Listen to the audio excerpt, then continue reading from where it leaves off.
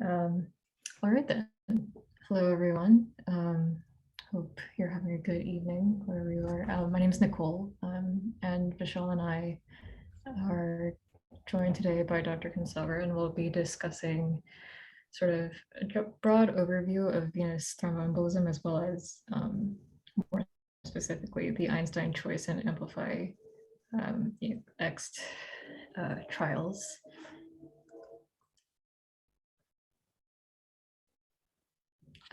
So I think it would be nice to have people listening in participate. So just to see whether this poll everywhere system will work. If you could sort of mark in where you're tuning in from, that would be great.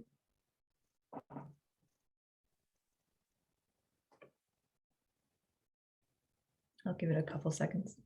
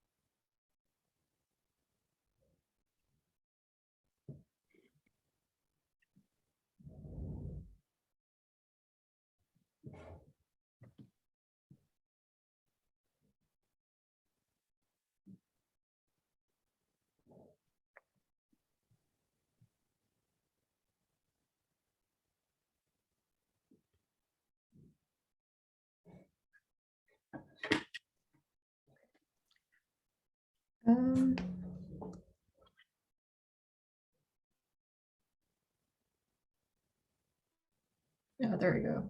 Okay. So cool. Welcome, everyone. So the overview for today, like I mentioned previously, we'll just go give a broad strokes overview of VTE, go over a bit of the evaluation and management of DVT, and then Vishal will talk about the trials, and we'll have a bit of a Q&A session at the end with Dr. Kansagara. So the scope of the issue of VTE, which sort of encompasses both deep venous thromboembolism and pulmonary embolism, is quite broad. It's the third leading cause of cardiovascular death in the US after MI and stroke. And a third of patients with VTE have recurrent disease within 10 years. And as we are seeing with sort of more data that's being collected, especially with the creation of like initiatives like PERT at MGH and other institutions, there hasn't really been significant change in morbidity and mortality, particularly from PE in the case of PERT over the last 20 years. So while a lot of data is being produced, a lot of good data is being produced on sort of the importance of anticoagulation in managing VTE, there's still a lot that needs to be figured out to optimally manage these patients. So sort of talking about risk factors for venous thromboembolism, this is something that comes up quite frequently. Can anyone tell me what this triad of sort of risks is called? Virchow's triad, is it? Yeah. So Virchow's triad, and there are several sort of risk factors that can contribute to these sort of three major factors that contribute to the susceptibility of individuals to forming VTEs. And over time, like over the course of a patient's lifetime, the contribution of inherited versus acquired factors isn't necessarily constant. As you can see sort of from this diagram, it's been sort of suggested that inherited factors seem to play less of a role as time goes on, while acquired factors sort of gain greater significance. To provide a very brief overview of venous anatomy, of course, you have sort of the deep venous circulation and the superficial venous circulation that are connected by perforator veins, focusing sort of on the lower extremity, deep venous circulation, venous circulation, you have the lesser and greater saphenous veins comprising the superficial system, and the femoral leading into the popliteal and tibiofibular in the deep venous system. And then going upwards, can you guys fill in what the common femoral sort of feeds into, and then leading into the common iliac and IVC?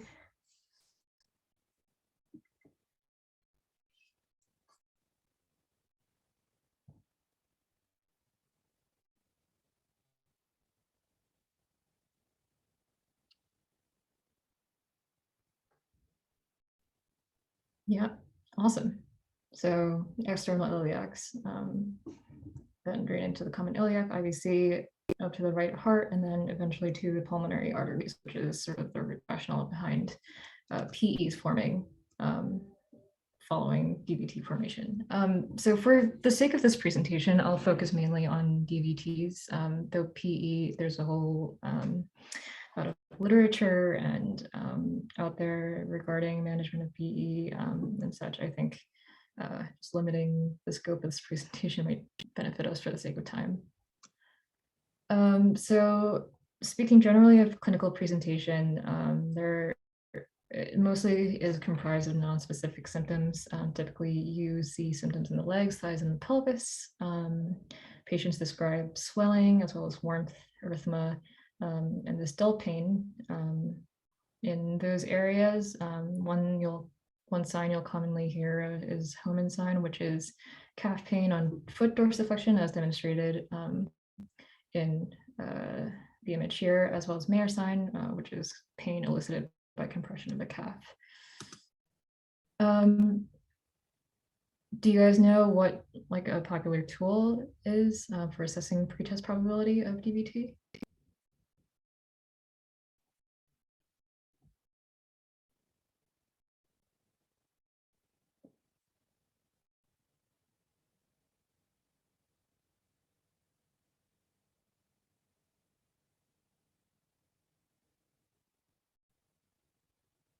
I'm seeing D-dimer, Wells. Awesome. So for lower extremity DVT, specifically Wells score is probably the most commonly known or most well-known scoring system used to determine pretest probability, which sort of stratifies patients into either like a mild, moderate, or severe risk of DVT if you're using the original Wells score, or a likely versus unlikely stratification if you're using the modified Wells score. And then for upper extremity DVT, you have the Constance clinical prediction score. And I'm glad that some people said D-dimer, because what's important to know about D-dimer is that before we sort of get into the diagnostic algorithm, it's sensitive but not specific. And it's important to know that there's a strong influence of prevalence of DVT on the NPV. So it can help rule out DVT, but it should never be used in isolation. You should always sort of use DVT or D-dimer in the within a context of the pretest probability. And sort of the approach to this has changed a little with COVID-19, given that now there's like sometimes a practice of getting a baseline D-dimer and then comparing later D-dimers to that baseline. But again, it's important to consider the pretest probability. And also, it's important to know that the initial imaging modality of choice for suspected DVT is compression ultrasound, since it's important to know that sensitivity tends to be greater for femoral popliteal DVTs as opposed to iliocaval or calf, and it's sort of done at 2 centimeter intervals, and depending on sort of the protocol that you're using, you can do it along the whole length of the leg versus just like the proximal portion of the leg. And some of the diagnostic criteria include non-compressibility, absent Doppler signal, absent respiratory physicity, which is like change in the diameter of the vein with your respiratory cycles, as well as visible thrombus, as you can see sort of in this picture to the left, marked by the star. Certain aspects of like acute versus chronic thrombus could maybe be distinguished on ultrasound. And also, it's important to know whether a patient has had a proximal versus whole leg compression ultrasound, because sort of the diagnostic algorithm changes depending on which modality was used. And proximal ultrasounds detect clinically significant femoral popliteal DVTs better, but whole leg DVT, as you can imagine, you're looking at the whole leg, so you can better detect isolated distal DVTs. So this is like the general algorithm that's followed in the case of a suspected DVT. As you can see, it's like, again, divided into the different pretest probabilities. And then from there, you, depending on like whether you get the D dimer and what the D dimer levels are, it sort of directs you to get either a whole leg or a proximal duplex ultrasound. And I would, and again, it's important to note that distinguishment in diagnosing DVT. And if an ultrasound comes out to be inconclusive, another option is to perform CT or MR venography. I'm just showing, I know I said I wouldn't really talk about PE, but I'm just showing this to show that the diagnosis of PE in the case of a suspected PE follows like a similar concept where you have the pretest probability and the pathway is determined from there. There are several complications that can result from acute DVTs. There's a high risk in proximal DVTs, so it's especially important to keep this in mind. For those patients, you can have clot extension, you can have pulmonary embolism if you dislodge the DVT, and there's also the possibility for phlegmasia, which is essentially the result of massive deep venous occlusion. So you can have phlegmasia albodolens, which is when the leg essentially becomes painful, swollen, and pale. And then about half of those patients can develop progression to phlegmasia cerulidolens, where you have this like blue discoloration of the leg after sort of your venous collaterals become occluded and it progresses. And this is really important to address early on because it can ultimately lead to arterial compromise, venous gangrene, and potential limb loss. And then another important complication of DVT is post-thrombotic syndrome. It's essentially like a chronic consequence of DVT where reflux through incompetent valves causes pooling in the venous circulation and results in hypertension. It's strongly associated with recurrent ipsilateral DVT and also with proximal DVTs. There's a high risk with proximal DVTs and can also cause like ulceration at the medial malleolus if it becomes very severe. And management for the most part is conservative, but as maybe I'll mention later, there are possible interventions that can perhaps alleviate symptoms of post-thrombotic syndrome. And the severity of one's post-thrombotic syndrome is sort of stratified by what's known as the Villaldis score. To discuss management, sort of the broad picture overview is that you want to achieve sort of these four things: symptom relief, acute PE prevention, recurrent DVT prevention, and post-thrombotic syndrome prevention. And where you have a patient with PE, you also need to consider like this more pressing goal of preserving or restoring the patient's hemodynamic status. Sort of the mainstay portion of, or the mainstay treatment approach in addressing DVT is anticoagulation. This is just the anticoagulation cascade to refresh for all of you.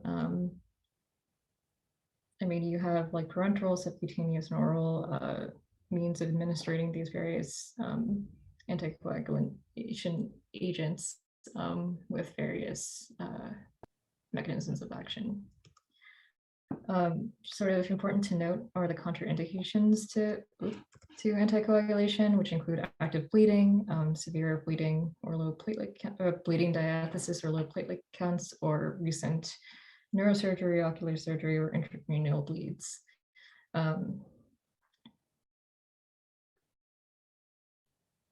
mean, scores like the Hasbled score can also be sort of used to evaluate bleeding risk for patients on anticoagulation, but that's for patients with AFib, and it's not validated for patients with venous thromboembolism. So that's something to keep in mind, but another tool that can be used to sort of evaluate their risk. Initial anticoagulation, which comprises the treatment within the first 10 days, can be done using a low molecular weight heparin bridge to something like warfarin, dabigatran, or edoxapan. You can do monotherapy with a factor Xa inhibitor or unfractionated heparin bolus infusion for patients like those with renal failure or high risk of bleeding. And you also want to sort of figure out whether you want to keep this patient inpatient or outpatient, considering things like their risk for whether they have massive DVT, whether they have high bleeding risk, or they have other comorbid conditions. And then primary treatment beyond those 10 days, as mentioned previously, you can do with a factor Xa inhibitor, like rivaroxaban or apixaban, or with thrombin inhibitors like dabigatran or edoxaban, which require, as I mentioned previously, like a heparin lead-in. The advantage of these is that you don't need to regularly monitor coagulation parameters, whereas for vitamin K antagonists like warfarin, you do. And then in pregnant patients, it's recommended that you use low molecular weight heparin. So if a patient has active malignancy and presents with VTE, according to the CHEST 2021 guidelines, what is it recommended that you initiate and maintain anticoagulation with?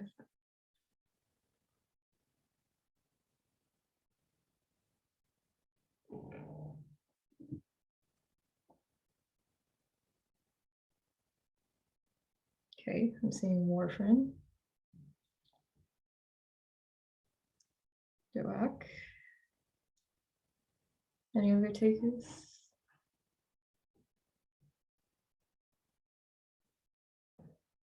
Okay, cool. So actually, the updated guidelines, previously it was recommended that you use low molecular weight heparin in patients with active malignancy.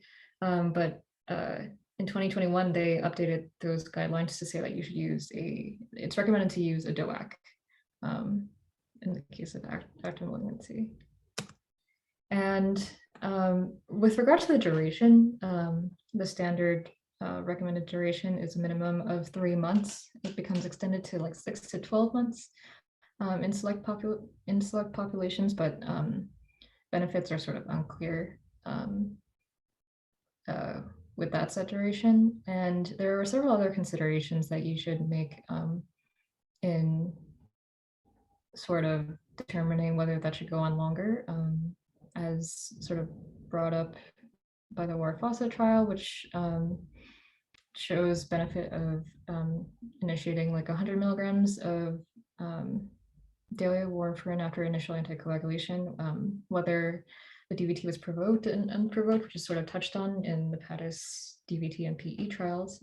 But Vishal will talk more about long-term anticoagulation later. And I just want to mention very quickly that workup for thrombophilia is not necessarily recommended for all patients with isolated episodes of unprovoked DVT.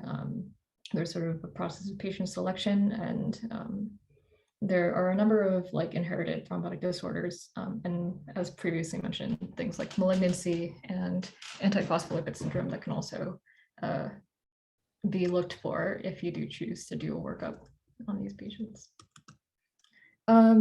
So while the papers that we're discussing today don't necessarily address interventional management, because this is the VIR Journal Club, I figured it would be appropriate to talk a little bit about some of the interventional approaches, and one of those being catheter-directed thrombolysis, where essentially, because with anticoagulation, you're not really recanalizing the vessel occluded by the DVT.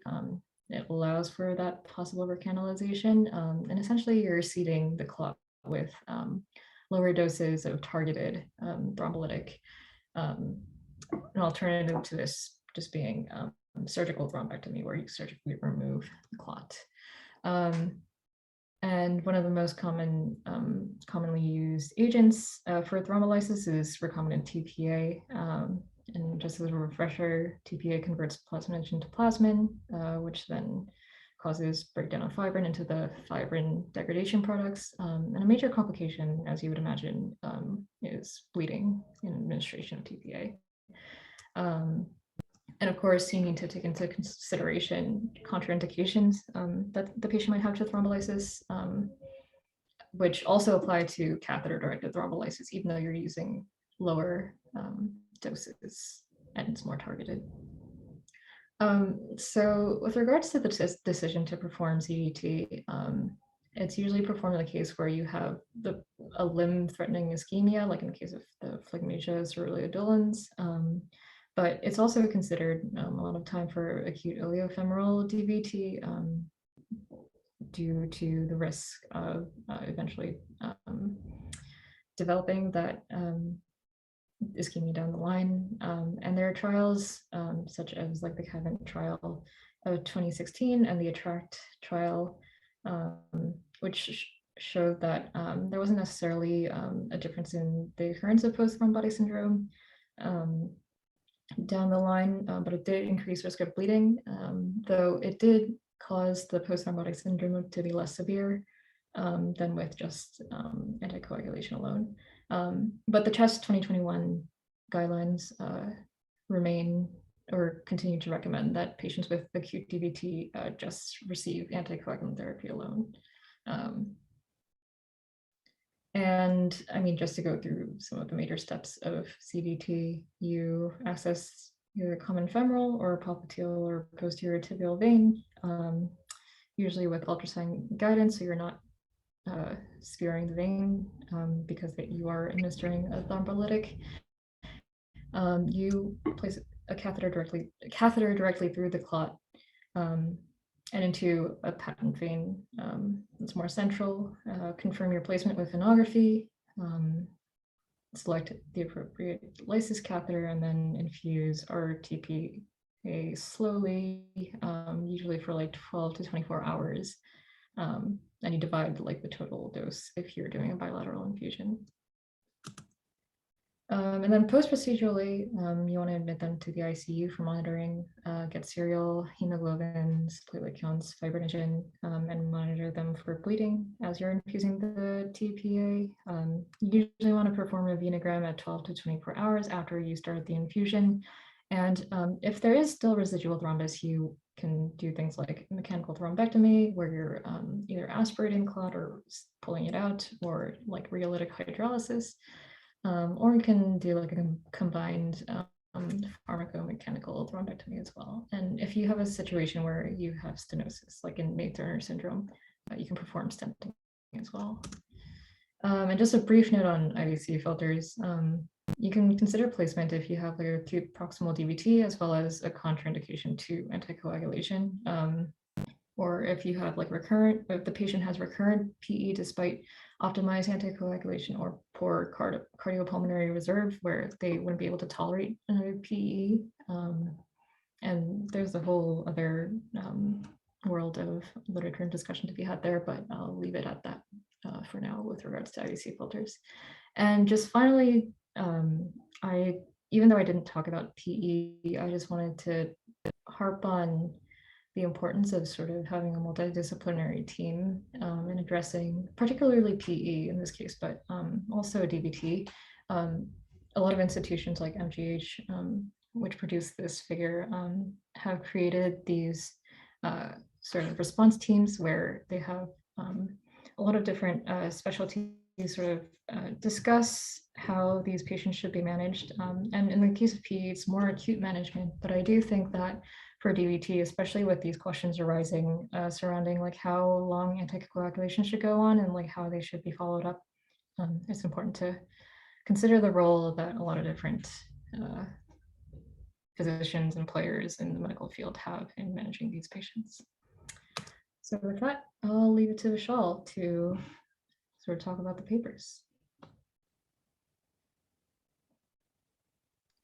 Yeah, thanks. Let me just pull up my PowerPoint.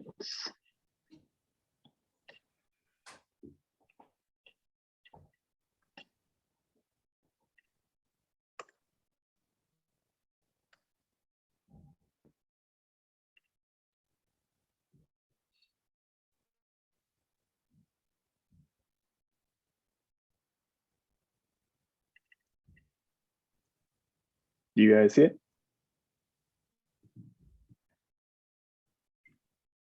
Yes, no? I don't right now at this point.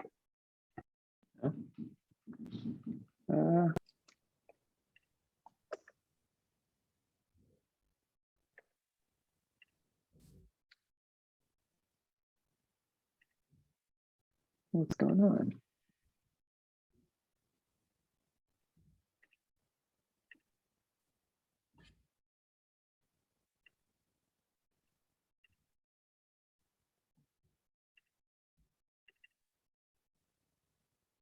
But now, No, so it says you started, but it's kind of just like a black screen. huh?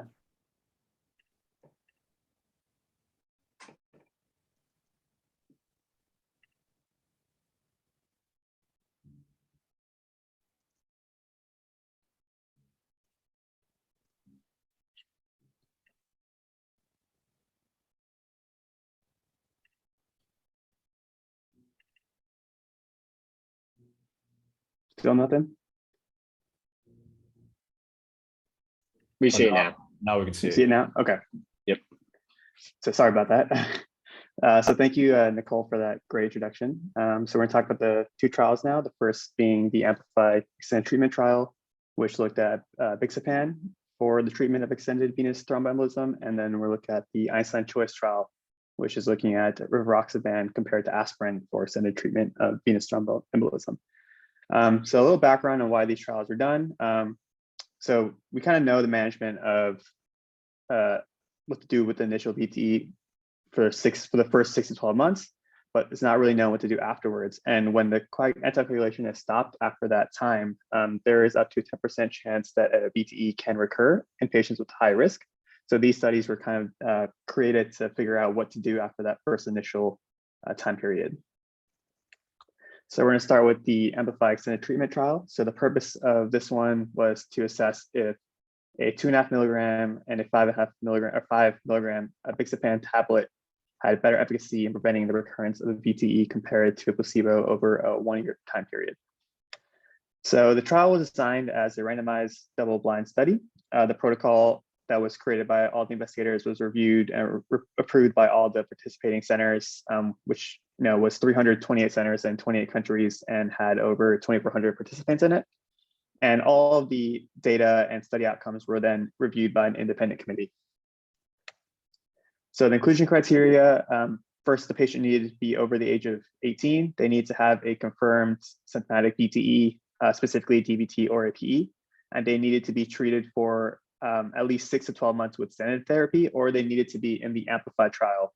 The AMPLIFY trial was another trial done by the same investigators to see if a Bixapan could be used as the initial treatment for a venous thromboembolism compared to the conventional treatment. And if you guys were curious, it did find that it was non-inferior to the conventional treatment. So it is now used for the initial therapy of VTE.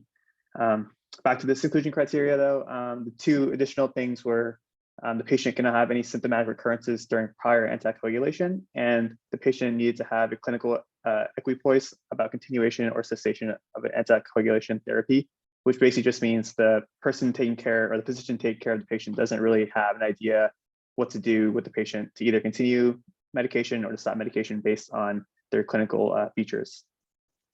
So the inclusion criteria was just patients who were contraindicated to anticoagulation therapy or who required anticoagulation therapy or antiplatelet therapy in the future. It also excluded patients who had a low blood count, low platelet count, or if they had issues with their kidneys or liver. So the way the study was randomized was it was performed by an interactive voice response system. But before all the patients were randomized, it was stratified by if they had a PE or a DVT first, and also if they participated in the previous AMPLIFY trial. Once they were stratified, they were assigned to one of the three groups. The first being patients who got the 2.5 milligram of Vixapan, the second group being patients who got the 5 milligram, and the last group getting the placebo. And so there were about 800 patients in each group, and they got the drug twice a day. And then for assessment, they're all assessed monthly for the 1-year study period, and then once 30 days after the study period ended. So the outcomes that they were measuring, there were 4 major ones. So the first primary efficacy outcome they were looking for was a recurrence of a VTE or a death of any cause. So recurrent VTE was defined as a fatal or non-fatal DVT. Death for any cause is pretty self-explanatory. For a secondary efficacy outcome, it was the recurrence of VTE and only a VTE related death. The primary safety outcome was major bleeding, which is defined as a decrease in hemoglobin by 2 points, or if they needed a transfusion of over 2 units or more of blood, or if the bleeding occurred in a critical site, or if the bleeding contributed to death. The second safety outcome was major or clinically relevant major bleeding, and major bleeding was defined as overbleeding that was not that did not meet the criteria of major bleeding, but also required medical intervention, or if it required discontinuation of the study drug, or if it led to some impairments in daily living. And so all of these study outcomes were analyzed using the Cochrane-Mantel-Hansel test. So moving on to the results, the first thing we're looking about is that first purple box, which is the primary and secondary efficacy outcomes. So for primary, if you look in the middle, it gives you the percentages of the patients who had the primary outcome in the 3 groups. So if you look in the placebo group, they had 11.6% of the people had the primary outcome, while in the Vixapan groups, it was 3.8 and 4.2 for the 2.5 and 5 milligram doses. And so if you compare the percentages, the trial used that to get the p-value. So for the 2.5 milligram versus placebo, it was a 7.8 difference, meaning that the placebo or the 2.5 milligram Vixapan group had a 7.8% less chance of having that outcome. And for the 5 milligram, it was 5.4, and both of these had a p-value of less than 0.001. And I'm sure as you guys all know, if you have a p-value of less than 0.05, it's considered statistically significant, so which this is. And for the secondary outcome, it's pretty much the same story, where the difference was around 7% for both of the 2 doses of Vixapan, and the p-value was less than 0.001. So unfortunately for the safety outcomes, they don't give a p-value, and so you can look at those in the pink box below. They don't give a p-value, but they do give the relative risk and the 95% confidence interval. So we can use that to kind of find out if there are any statistical differences by basically looking at the confidence interval and seeing if the number 1 is in it. If the number 1 is in the confidence interval, that means there's no difference between the treatment or control. If the confidence interval is below 1, that means the treatment had less risk of having that event. If above, then it had more risk of having that event. So if we look at the primary safety outcome of major bleeding, if you look in the confidence interval, 1 is in both of them. So it means there's no difference in major bleeding between the treatment or control. And if we look at the last row in that box, that's the secondary outcome, which is major or clinically relevant non-major bleeding. There's also a 1 in both confidence intervals, meaning there's no difference in the trials or the treatments. But if we look at the middle row, which is just clinically relevant non-major bleeding alone, and you look at the 5 milligram versus placebo, you'll notice that the confidence interval is actually above 1. It's 1.05 to 3.18, which means that there is a statistical significant increase in clinically relevant non-major bleeding in the 5 milligram bixapan compared to placebo. And the last thing I want us to know is the red box on the right side is just comparing the 2 doses of the bixapan. And if you look at all the confidence intervals, the 1 is in all of them, meaning there was no difference between the 2 that they found. And so here's just another kind of view of to see if bixapan was better, if placebo was better based on demographics. So if anything to the left of that dotted line on the right side, that means the bixapan is better. If anything's on the right side of that dotted line, that means placebo is better. So you can see, like, for most of the demographics, the bixapan is better, but there are 3 which the placebo is better. Patients who are over 80 or 75, patients who have severe renal impairment, and patients who have a weight less than 60.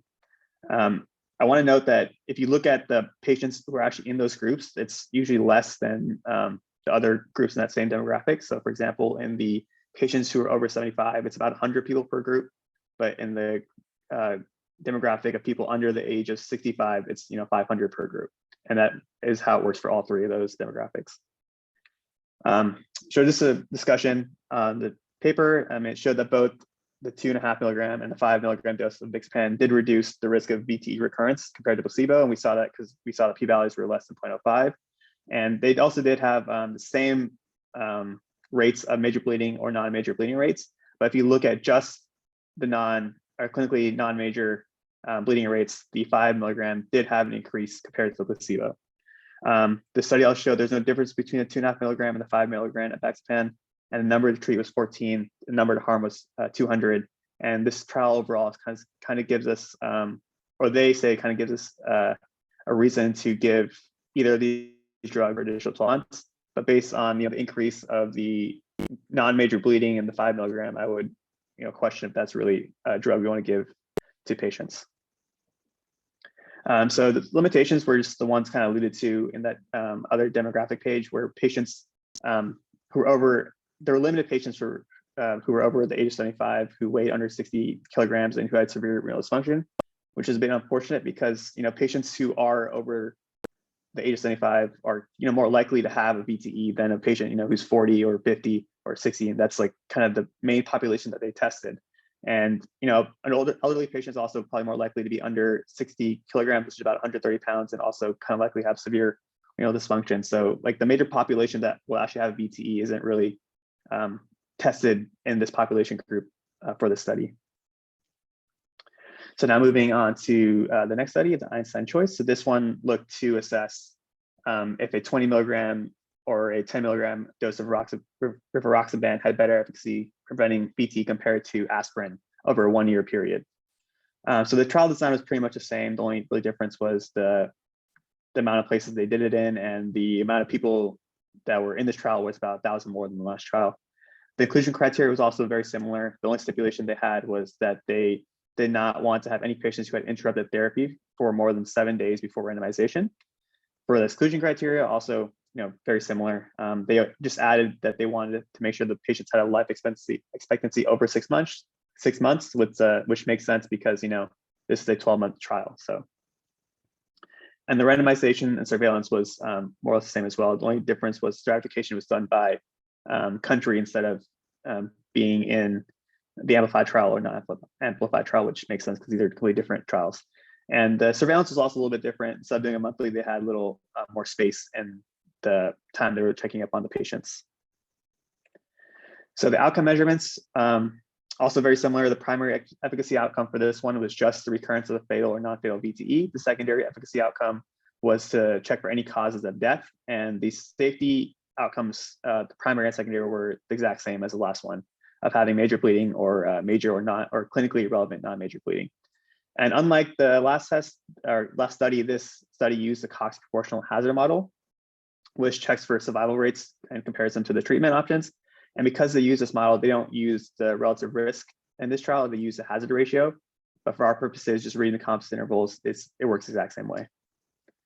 So if you look at the results, specifically the primary outcome in that first pink box, you can see that the hazard ratio confidence interval is below 1 in both doses of the rivaroxaban. So that also means that they have a p-value of less than 0.001, which is less than 0.05. So it is statistically significant.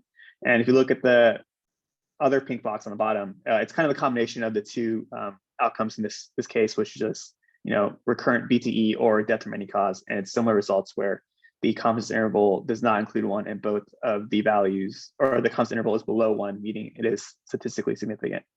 And the last thing on the right side, just comparing the two doses of rivaroxaban, the p-values are all above 0.05. So there was no difference between the two drugs.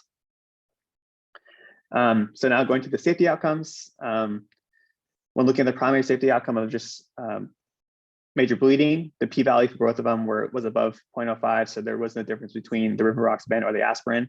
And when we look at the secondary safety outcome, is a similar story where they're all above 0.05. But just to note, 20 milligram compared to aspirin was 0.08. So it's pretty close to that that p-value of 0.05. So just something to note. And when comparing the two doses of rivaroxaban on the right side, red box, their p-values are all above 0.05. So there is no difference between the two drugs as well. And so the last thing I want to talk about this study is they did an interesting thing where they looked at three different variables to check on the recurrence of VTE. So the first was the risk profile, which is divided into provoked index event or unprovoked index event. So a provoked index event, the way I kind of think about it is it's like a modifiable risk. So it's like someone who had a surgery or a long immobilization, while unprovoked index event is kind of like a non-modifiable event, like age, gender, or genetics. So if you look on that right side, on that right pink box, you can see unprovoked people had a higher rate of recurrence at 5.6%, while provoked people had a lower risk at 3.6%, which kind of makes sense because you can take away modifiable risk factors, but you can't take away non-modifiable risk factors. And so the second thing they looked at was history venous thromboembolism, and as you assume patients who did have history would have a higher rate of it compared to patients who didn't. So 8.8% compared to 3.5%. And the last variable they looked at was the duration of anticoagulation before randomization, and they used 9 months as that time barrier. And interestingly, both patients had the same rate of recurrence of VTE at 4.4%. And the left two boxes are just seeing how those same patients and the same variables would do with either dose of rivaroxaban. And if you can look at the percentages, they are lower in both doses when compared to the aspirin. Unfortunately, they didn't give any p-values or confidence intervals, so I can't tell you if they were statistically significant or not. So discussing this paper, it clearly showed that both doses, 20 milligram and 10 milligram of rivaroxaban, did reduce the risk of VTE by over 70%. The rates of bleeding were low and similar to aspirin. And it showed that unprovoked VTE patients had a higher risk of VTE than provoked patients. And it did reduce all those variables rates, specifically the unprovoked and provoked recurrence rates of VTE by 70%. The number to treat compared to aspirin was 33 for the 20 milligram dose and 30 for the 10 milligram dose. They didn't find any difference between the two doses of rivaroxaban, and the trial did give a pretty good compelling reason to continue these two doses of anticoagulation for an additional 12 months after the initial VTE. And so the limitations of this study, the first two are pretty much the same as the last study. The average age for this study was 58, and like I said, it is more common for elderly people to have these VTEs. So the population tested isn't completely representative of the population that gets most VTEs. And that was interesting that they did put a lot of information on comparing the two doses of the rivaroxaban, but they did admit that their study was not powered to even give a non-inferiority for the two doses. So they said like whatever they're reporting isn't completely accurate. So just some future study things for both of the studies. They both only look at what anticoagulation should be done for the first 18 to 24 months after VTE. So we can have a study that kind of looks after that time period. And yeah, that's pretty much all we have for regarding the studies. We had some questions for Dr. Kansagara, or if anybody else has any questions, we can get to those first. Yeah, I mean, great job, both of you guys, Nicole and Vishal. These are great presentations. DVT, PE, and, a lump and IVC filter, since you talked about it, it can get pretty complex. It is a fun topic from both ends, from the H&P diagnosing management side, as well as the interventional side that we get to do when we do it. And then even the kind of care and following of these patients afterwards. And I'll tell you, The catheter part is honestly the easiest part of the whole thing. Figuring out who gets what, how much they get it, and then even afterwards, figuring out how long should they be on it, when do I switch them to something else, when do I do low dose. That's probably where I spend most of my time, especially with these patients, the DVT-PE ones. But great job presenting an overview, how we risk stratify in a short period of time. And like you said, we'd have to do this all over again for PE. It'd probably be 2 sessions and a whole other session for filters if we wanted to do that. Great job, Vishal, talking about the 2 kind of main papers I usually discuss when discussing long-term DVT, treatment after the index kind of treatment. And we can go through these questions, but like I said before, if anyone has any questions, I can give a little background about myself, because I haven't really met most of you. I know Nihar because he rotated at Kaiser, but my name's Kartik. I'm one of the new IR faculties at Kaiser. I actually trained there, and then I just started on, so I'm about to finish my first years in attending. So I feel like I was learning just as much as probably you guys doing this. So that was kind of fun for me too. But I'm fortunate enough that we do a lot of our own clinical management at Kaiser. So I've been able to learn a lot alongside, Dr. V, the Jedi, who I think most of you guys have known. If not, I'll put his info in the chat, and I would definitely reach out to him. I'll put my info. If you have any questions, VIR related at all. But feel free to, if you want to ask, we can ask any questions first. If not, we can kind of go down this list. Thank you guys so much for the presentation. I think that went really well. I have a quick question, which I guess kind of like melds into the first question there. Like looking at the difference in the apixaban 2.5 milligrams and 5 milligrams. I know that there was that like secondary outcome of like the clinical like non-major bleeding. So is that something that you guys really like look at and take into account when deciding what dosage to put the patients on? Or is that something that like isn't really that big of a deal when kind of deciding, and it's more of a shared decision between you and the patient? Yeah, sure. So I can kind of answer your question in the first one together. So usually for VTE patients, when they come through the door, first thing we start them on is either Lovenox or heparin. Those patients can start on that just because it's easy, and you can start it. If there's any indication of renal disease or, acute kidney injury, sometimes we err on the side of heparin instead of Lovenox because you have to renally dose Lovenox. What's nice about Lovenox is it tends to be a little more therapeutic, in my opinion. Whenever we have patients on Lovenox and we're doing a case, when we bring them down, they're never really therapeutic despite what like pharmacy claims. So, if I'm really worried about therapeutic dosing and there isn't a CKD issue or a kidney issue, we will do Lovenox. After that, once we evaluate them, see kind of how they're doing, then their initial treatment for therapeutic anticoagulation is therapeutic dose. Usually some kind of DOAC is what we mostly favor. If there's any other specific reason they can't be on the DOAC, then we'll do like heparin or warfarin. After that, then we kind of talk about, these prolonged protocols, whether it's antiplatelet, if they, for whatever reason, can't be on an anticoagulant, or I personally use apixaban. A rivaroxaban is just as, I think, reasonable. And I do the low dose. I do the 2.5 milligram. And in terms of how long to continue it, if they can tolerate, I'll usually do another 12 months for most patients, especially for unprovoked patients. For provoked, sometimes if they really want to be shorter or they start having problems or they're having like the non-relevant bleeding, but it's bothering them, then I may cut it short. But for unprovoked patients, I usually try to push it out to another 12 months. And all for the purposes of preventing, recurrent DVT, PE. I can answer the second one, I guess, in the meantime, if someone else has a question.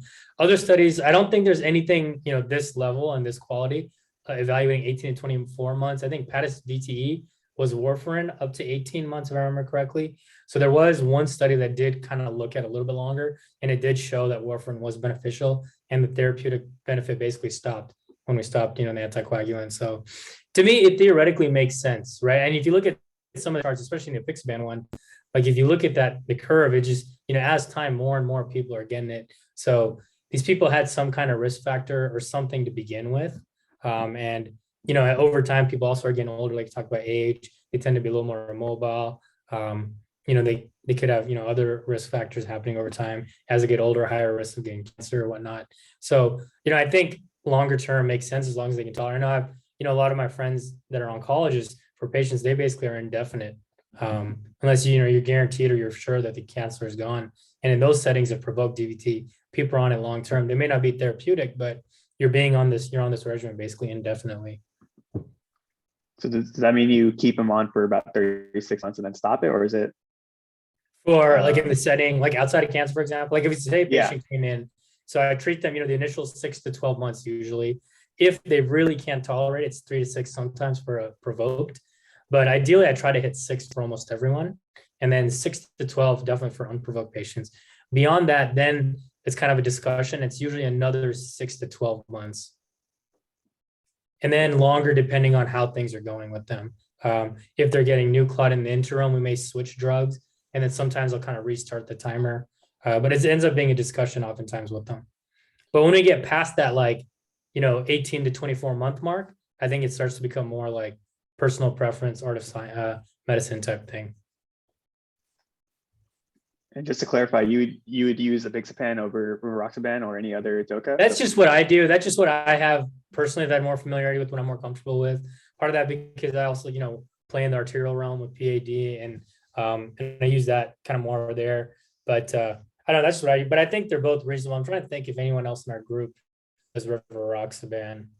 I think V does more apixaban, which is why because obviously I train with him and a few other guys who do more apixaban, but that's just kind of what we use. But I do know of other places that other institutions that use rivaroxaban, and I think there's no wrong answer in terms of either one. Yeah, I had a quick question too. So how does this all change if, let's say, the patient's already on an anticoagulant for AFib or something like that? Yeah, so in AFib you could use DOACs. A lot of times they're on a DOAC for AFib. So depending on what they're on, you can continue it. But if they're clotting on whatever DOAC they're on, say they're on a DOAC, then oftentimes I'll switch them to warfarin. Okay. Keeping in mind, people can be, subtherapeutic on warfarin, not for an insignificant amount of time, which is what some of the stroke literature has shown. But if they're clotting through, the DOAC, whatever they're on, you can either try a different DOAC, or sometimes I'll just go to warfarin. We can answer the third one. Is there any other aspect, prolonged anticoagulation, aside from potential benefit of it, like a mortality sample, they feel future studies should address? Yes, it'd be interesting to see is PTS and the role of prolonged anticoagulation for PTS. Because patients, obviously they don't want to die in the future or, die from a DVT-PE, but from a lifestyle standpoint, they also want to have improved quality of life. And if there's a difference in, VTS, that also is a huge plus in my opinion. Or decrease rate of more severe PTS down the road or something like that. So that'll be interesting to see, because a lot of the interventional, trials look at that basically, like you talked about, Cavent and Attract and all those. PTS is a huge deal, and that's kind of what we're really trying to fight against. So the evaluate or the results with regards to PTS will be really interesting to see, or even ulcer venous disease, long-term formation. That'll be really interesting to see. I suspect it should help if you're decreasing the rate of VTE. It should, in my opinion, help. And then let me see, last one. How does a potential fatality of bleeding versus VT recurrence factor into your risk assessment and a patient decision on their anticoagulation? Yeah, that's a really good question. I will sometimes use the Hasbled score, which, like you talked about, isn't really validated in this space. It's more from an AFib standpoint. But if I'm really kind of confused, or if the family, is a hard time deciding, even though we're deciding together, I will kind of use that to help guide my, treatment. But yeah, it's hard, especially as they get older. If they've had falls or bleeds, before, sometimes you have to have a life talk with the patient and their family and say, maybe it's just better, if they get another DVT, they get another DVT. It may not kill them, but it may make things uncomfortable. And if that happens, we can cross that bridge, and treat it then. Because the rate is, like you said, 10%. So not low, but not high. So there's a chance that depending on what age they are when they get their index event, they may even die without another DVT. Or depending on the cause of it, it may not be an issue. Especially, some of the newer DOACs, when you look at the trials that they did for cancer patients, And that's, you know, I see a lot of patients with cancer and a lot of patients with cancer and DVT that depending on the type like GI, GU, they tend to have increased risk of bleeding actually with some of the DOACs. So you may even switch to a different type of agent based on that. Like go back to low molecular weight heparin and things like that. So it's a lot of a kind of discussion back and forth between patients, family, and like little fine tuning here and there as you try things, whether they have events, don't have events, and kind of figuring it out. And then also I think some of it is, you know, anecdotal experience, what I've seen over time, what I'm continuing to see and learn in my clinic, what I think works, what I think doesn't work, and kind of using some of that to probably fine tune what I future. Just a kind of random question. Do you find it harder to deal with patients with arterial disease or venous disease?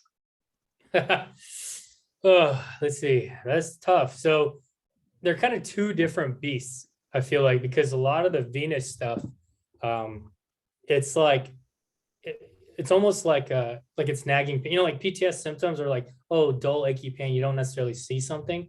You're kind of like treating pain is very hard. Whereas a lot of times the arterial patients, you can have claudication. A lot of times you'll see wounds and disease, stuff like that, that can improve. The way you treat the vessel is very different. And there's a podcast episode I was listening to recently on Back to where they talked about the actual thrombotic process is different too between both. And so I don't know, they're two very, like to me, yeah, they're blood and they're right next to each other, but they're whole two different beasts. But which one is harder? I feel like arterial is harder. I don't know. I think a lot of the venous patients, they tend to be motivated more to kind of change things if, you know, or more proactive. Like they're wearing more compliant, my patients about wearing their compression stockings than I feel like my diabetics are about diet modification and whatnot. So like risk factor modification wise, things like that, I feel like the arterial people are harder. Cases both are equally hard and long. I did like a venous recon that was like 6-7 hours. Some of these arterial, you know, bombs below knee are like 4-6 hours too. So they're both tough. They're both fun. I don't know. That's tough. I never thought about that. I enjoy both though.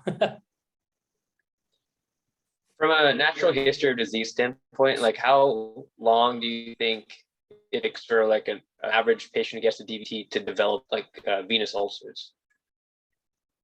Oh, so I mean, it's tough, right? Because it depends on how severe. Like it really depends on the extent of the clot, how well it was treated, how well it kind of reabsorbed, and what their true like venous disease is, what their SEEP classification is afterwards, right? And I don't know. That's a good question. I don't know if I know. I can give you a good clear-cut answer on that. But I think it's variable. Some people develop it fairly early. Some I've seen, you know, come later on down the road, because then they become a component of their deep venous disease coupled with superficial venous insufficiency as people age on it as well. So I don't know. I don't have a good answer for that.